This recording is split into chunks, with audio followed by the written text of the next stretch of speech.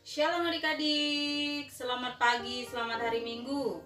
Pagi hari ini kita mau dengar firman Tuhan ya. Sebelumnya kita berdoa dulu. Tuhan, terima kasih pagi hari ini kami sudah memuji dan menyembah Tuhan. Tiba waktunya kami akan mendengarkan firman Tuhan. Kiranya Tuhan mengurapi kakak sekolah minggu akan menyampaikan firman-Mu, dan juga kami yang mendengarnya, supaya kami mengerti apa yang hendak Kau sampaikan kepada kami hari ini. Dalam nama Tuhan Yesus, haleluya, amin. Nah, pagi hari ini kita akan belajar tentang kisah Nuh, tentang ketaatan daripada Nuh. Nuh yang memilih taat ya, kepada firman Tuhan, kepada setiap ajaran Tuhan ya adik-adik ya. Nah, pagi hari ini kita mau belajar bagaimana Nuh taat kepada Tuhan. Dia memilih untuk taat. Nah, kita buka Alkitab kita di dalam Kejadian pasal yang ke-6 sampai Kejadian pasalnya yang ke-9. Nah, kita akan baca ya. Adik-adik biasakan kalau di rumah, kalau ibadah online, jangan lupa Alkitabnya dibawa, diambil ya. Walaupun di layar ada atau juga audionya ada, adik-adik harus tetap buka Alkitabnya ya. Kitab Kejadian pasalnya yang ke-6 ayatnya yang pertama. Mari kita baca sama-sama. Kejadian pasal 6. Kejahatan manusia. Ketika manusia itu mulai bertambah banyak jumlahnya di muka bumi, dan bagi mereka lahir anak-anak perempuan, maka anak-anak Allah melihat bahwa anak-anak perempuan manusia itu cantik-cantik. Lalu mereka mengambil istri dari antara perempuan-perempuan itu, siapa saja yang disukai mereka. Berfirmanlah Tuhan, Rohku tidak akan selama-lamanya tinggal di dalam manusia, karena manusia itu adalah daging, tetapi umurnya akan 120 tahun saja. Pada waktu itu orang-orang raksasa ada di bumi, dan juga pada waktu sesudahnya ketika anak-anak Allah menghampiri anak-anak perempuan manusia. Dan perempuan-perempuan itu melahirkan anak bagi mereka. Inilah orang-orang yang gagah perkasa di zaman purbakala, orang-orang yang kenamaan. Ayat 5. Ketika dilihat Tuhan bahwa kejahatan manusia besar di bumi, dan bahwa segala kecenderungan hatinya selalu membuahkan kejahatan semata-mata, maka menyesallah Tuhan bahwa Ia telah menjadikan manusia di bumi, dan hal itu memilukan hatinya. Berfirmanlah Tuhan, Aku akan menghapuskan manusia yang telah kuciptakan itu dari muka bumi, baik manusia maupun hewan, dan binatang-binatang melata dan burung-burung di udara, sebab Aku menyesal bahwa Aku telah menjadikan manusia. Tetapi Nuh mendapat kasih karunia di hadapan Allah. Kejadian 6 ayat 9. Riwayat Nuh. Inilah riwayat Nuh. Nuh adalah seorang yang benar dan tidak bercela di antara orang-orang sezamannya, dan Nuh itu hidup bergaul dengan Allah. Nuh memperanakkan 3 orang laki-laki, Sem, Ham, dan Yafet. Adapun bumi itu telah rusak di hadapan Allah dan penuh dengan kekerasan. Allah menilik bumi itu, dan sungguhlah rusak benar, sebab semua manusia menjalankan hidup yang rusak di bumi. Berfirmanlah Allah kepada Nuh, Aku telah memutuskan untuk mengakhiri hidup segala makhluk, sebab bumi telah penuh dengan kekerasan oleh mereka. Jadi Aku akan memusnahkan mereka bersama-sama dengan bumi. Buatlah bagimu sebuah bahtera dari kayu gofir. Bahtera itu harus kau buat berpetak-petak, dan ia harus kau tutup dengan pakal dari luar dan dari dalam. Beginilah engkau harus membuat bahtera itu, 300 hasta panjangnya, 30 hasta lebarnya, dan 30 hasta tingginya. Buatlah atap pada bahtera itu, dan selesaikanlah bahtera itu sampai sehasta dari atas, dan pasanglah pintunya pada lambungnya. Buatlah bahtera itu bertingkat bawah, tengah, dan atas.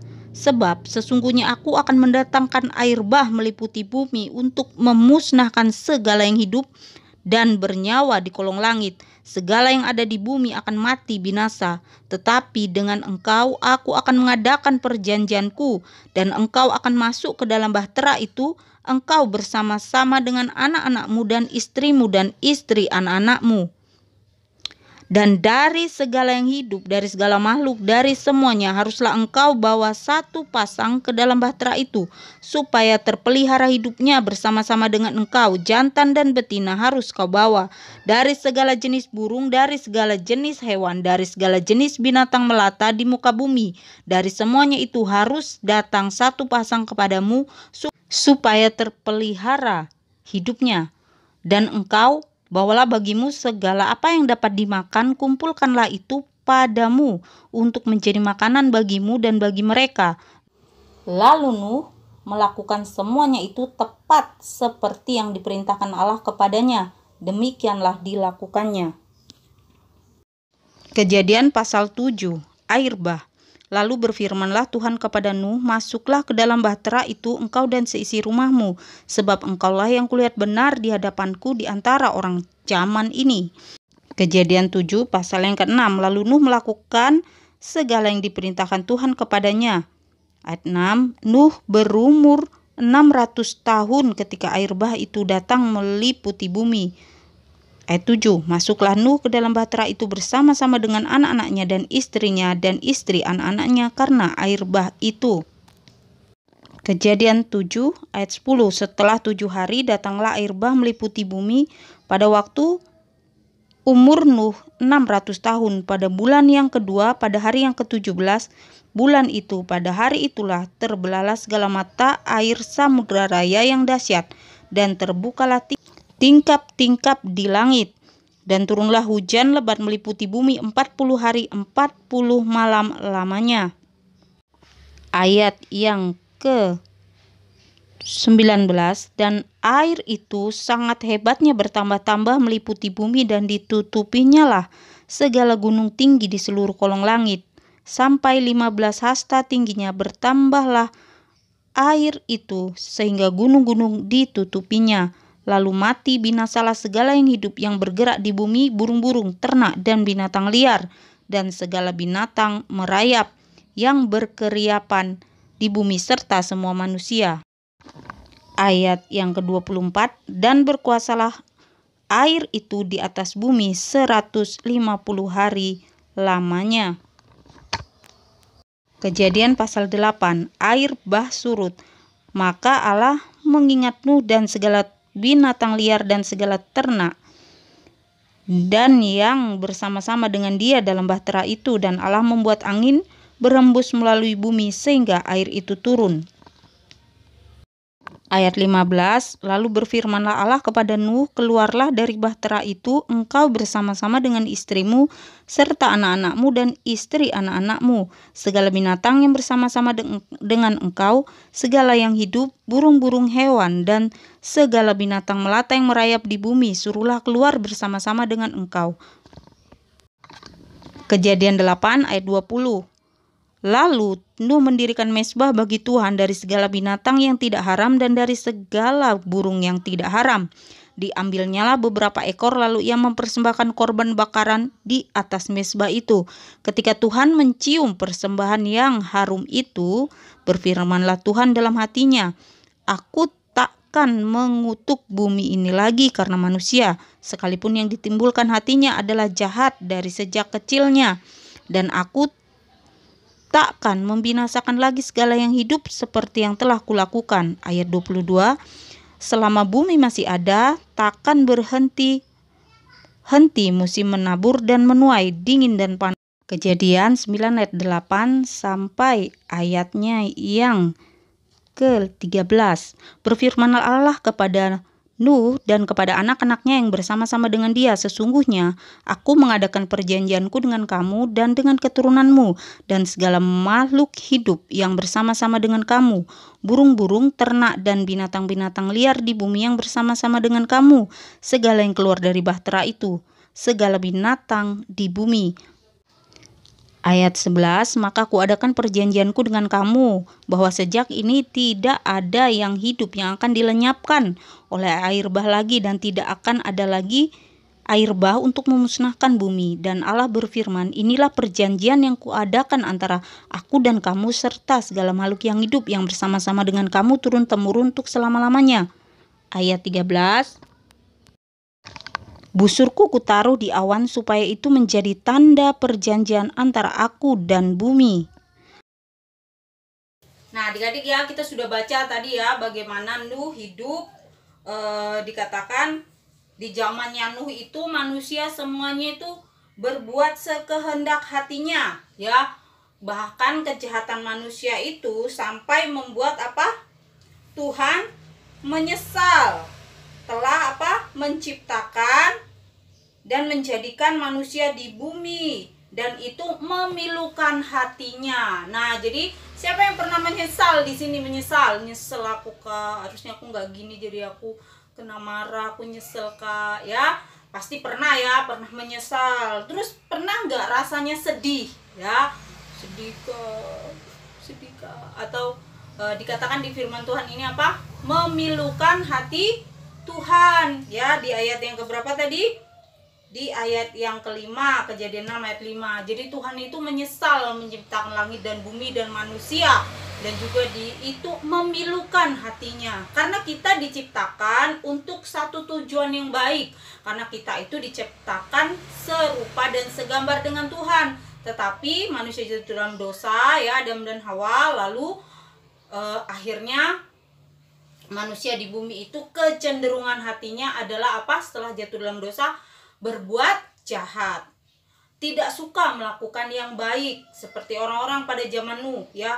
Mungkin tadi ada gambarnya ya, mereka bertengkar, mereka di pasar ribut ya, tidak ada ngomong yang damai-damai, nggak ada ngomong yang baik-baik, pokoknya maunya baku hantam, atau maunya ngomong yang kotor, yang jahat, yang membuat orang lain sedih dengan kata-katanya. Jadi kalau udah bikin orang lain sampai ngatain orang lain, sampai orang lain marah, orang lain nangis, dan merasa menang, merasa seneng, kan menang aku katain kamu tadi, kupu kamu, katain kamu tadi ulet bulu, nangis kok kan. Jadi seperti itu. Jadi tidak ada damai, tidak ada kebaikan ya. Rata-rata mereka itu di zaman Nuh itu apa? Berbuat kejahatan ya, sampai membuat hati Tuhan pilu. Jadi pilu itu kalau sedih, tapi kalau pilu itu yang udah sedih banget, udah deep banget sedihnya. Jadi Tuhan itu udah sampai pilu ya adik-adik ya. Jadi kalau sedih itu gini, nilaiku jelek, sedih. Tapi kalau pilu itu gini, misalnya adalah salah satu keluarganya meninggal dunia, itu sedih banget sedihnya itu. Dan karena apa?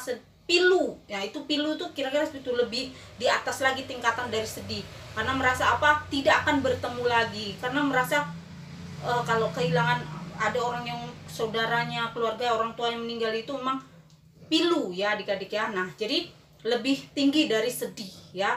Nah, jadi Tuhan tuh pilu ngelihat kelakuan manusia di bumi. Oleh sebab itu adik-adik, Tuhan menyesal menciptakan mereka, dan Tuhan marah. Marahnya Tuhan tuh berbeda dengan marahnya kita ya adik-adik ya. Kalau kita marah itu seperti kakak bilang tadi, ngomong jorok, ngomong kasar ya, segala sesuatu yang buruk itu keluar dari mulut. Nah ya, kakak perhatikan nih adik-adik nih, coba periksa masing-masing. Kakak juga periksa hati kakak juga ya. Jadi kadang kalau kita marah, Tuhan bilang marahlah tapi jangan berbuat dosa. Tapi kadang-kala kita nggak bisa menahan ya. Ingat buah roh yang terakhir apa adik-adik? Penguasaan diri. Jadi penguasaan diri itu harus kita punya sebagai anak Tuhan, sebagai anak-anak sekolah minggu. Jangan asal kalau marah pokoknya marah aja situ, bodoh amat situ, mau nyakitin orang, mau bikin orang lain jadi sebel, pokoknya aku puas. Nah, bertobat. Jangan ya adik-adik ya, jangan dibiasain dari kita kecil.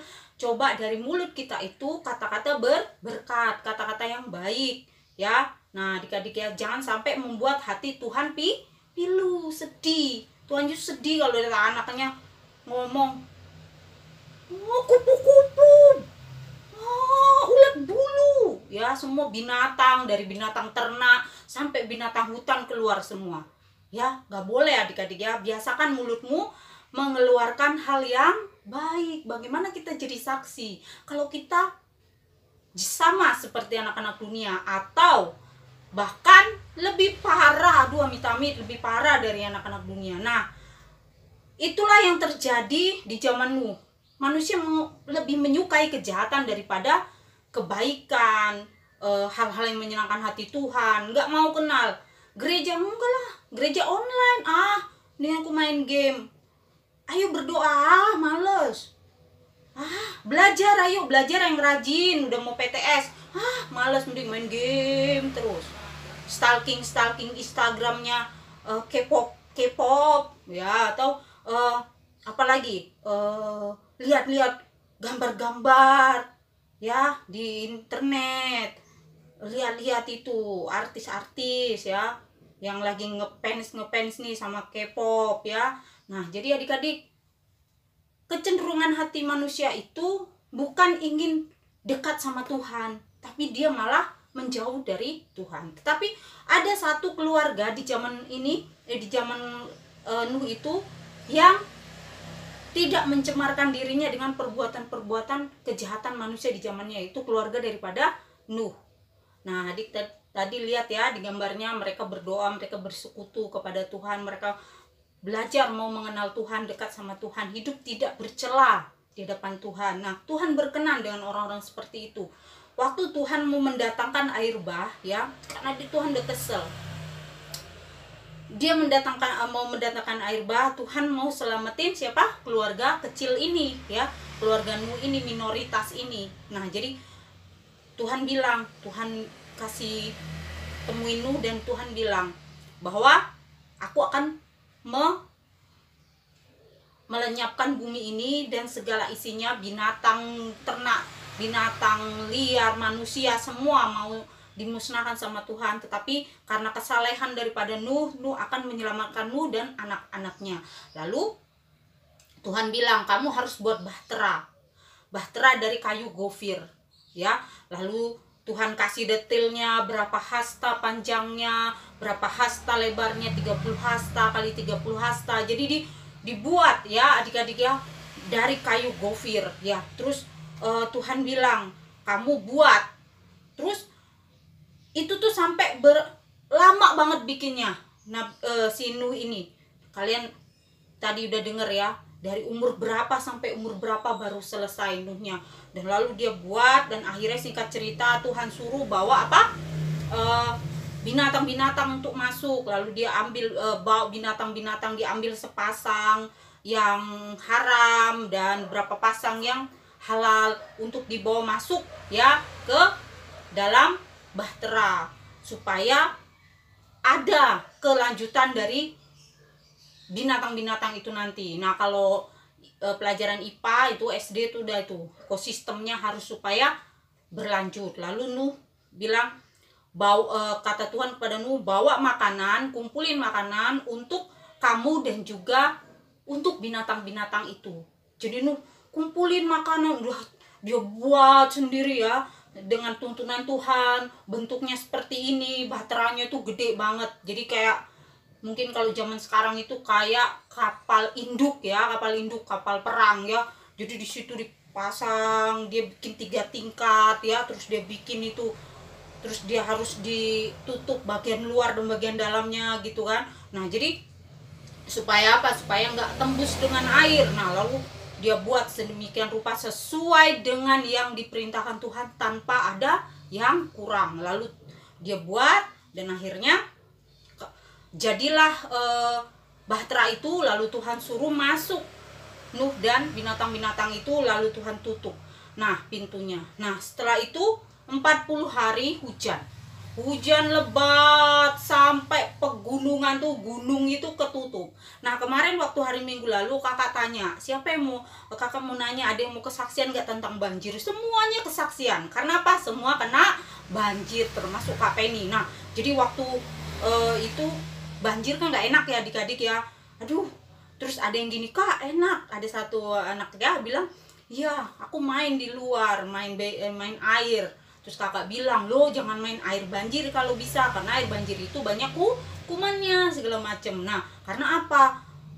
Air got naik, septic tank naik ya, adik-adik bayangin aja, nggak usah dibayangin, nanti nggak doyan makan. Nah jadi habis itu air bah itu menutupi bumi ya, karena apa? Dikatakan terbelahlah mata-mata air di Samudra Raya. Jadi dia ke bawah sampai si bahteranya ini terapung ya, dan bahkan gunung itu ketutup.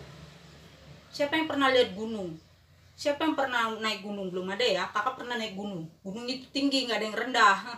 Jadi tinggi. Bayangkan kalau gunung itu ketutup, adik-adik. Apa yang terjadi dengan manusia dan binatang-binatang di bawah?